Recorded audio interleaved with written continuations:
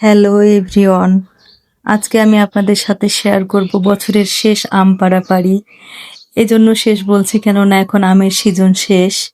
এখন শুধুমাত্র আমরুপালি গাছে আম আছে। এই আমরুপালি গাছগুলাতে প্রায় আম শেষ।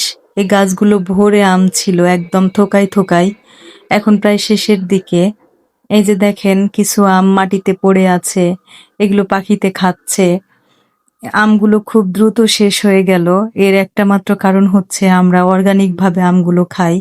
এখানে কোনো এক্সট্রা করি না আমরা, যেহেতু এটা বাসায় খাওয়ার জন্য আম গাছগুলো রাখা আছে।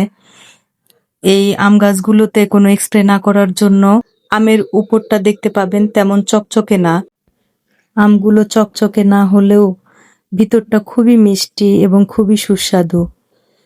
এই আমগুলো খেতে অনেক সুস্বাদু। এই গাছটাতে একটু বেশি পরিমাণে এখনো আম আছে, থোকায় থোকায় আছে এখনো। এইরকম পুরা বাগানটা জুড়ে আম ছিল, একদম থোকায় থোকায় আম ভর্তি ছিল বাগানটায়।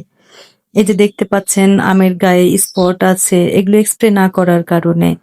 এভাবে আম খেলে কিছুটা পচবে, কিন্তু এটা অর্গানিক ভাবে খাওয়া যাবে।